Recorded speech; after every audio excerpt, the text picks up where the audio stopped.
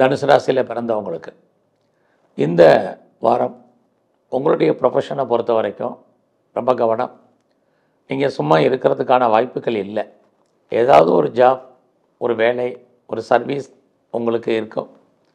ஆனாலும் கூட அந்த வேலையில் உங்கள் கூட வேலை பார்க்கக்கூடிய ஒத்துழைப்பு கொடுப்பாங்கன்னா பெருசாக இல்லை.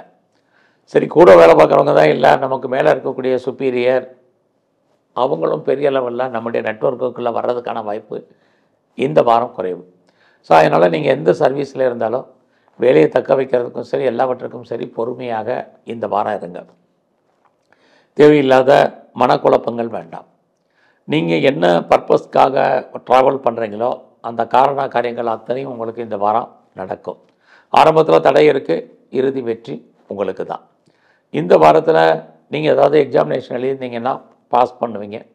அது மட்டும் இல்லை, ஏதாவது காம்படிட்டிவ் எக்ஸாமினேஷன் அட்டன் பண்ணியிருக்கீங்க, இன்டர்வியூக்கு அட்டன் பண்ணியிருக்கீங்க, செலக்ட் ஆவீங்கன்னா இந்த வாரம் ரிசல்ட் வந்தால் நீங்கள் செலக்ட் ஆவீங்க. அதோட இந்த வாரத்தில் ஏதாவது இடங்கடை வாங்கிறதுக்கு, லோன் வாங்குறதுக்கும் உங்களுக்கு வாய்ப்புகள், சந்தர்ப்பங்கள் இருக்குது. உங்களுடைய இளைய சகோதர சகோதரிகளுக்காக செலவு பண்ண வேண்டிய காலம், நெருங்கிய உறவுகளுக்காகவும் செலவு பண்ண வேண்டிய வாரமாக இந்த வாரம் இருக்குன்னு தான் சொல்லணும். நீங்களும் ஏதோ ஒரு காரணத்திற்காக லோன் வாங்க, கடன் வாங்க, குறிப்பாக இடங்கடை வாங்கிறதுக்கான சோர்ஸஸ் இந்த வாரம் உங்களுக்கு இருக்குது. பெரிய லெவலில் நீங்கள் ஷேர் மார்க்கெட்டில் இன்வெஸ்ட்மெண்ட் பண்ணணும், ட்ரேடிங் பண்ணுறவங்க பண்ணுங்கள். லாபம் இருக்குமான்னா இல்லை. எல்லாமே ஈஸியாக நம்மளை பொறுத்த வரைக்கும் டெம்டேஷன், அதாவது நம்முடைய உணர்வுகளை தூண்டுவது. அதனால் நன்மையானா இல்லை. உங்களுடைய நீங்கள் விளையாட்டுத் துறையில் இருந்தீங்கன்னா பாப்புலாரிட்டி, பப்ளிசிட்டி இருக்குது. இந்த வாரம் பார்த்தீங்கன்னா யாருக்கா பணம் கடன் கொடுத்தீங்கன்னா அந்த பணம் லாக் ஆகிறதுக்கான வாய்ப்பு உண்டு.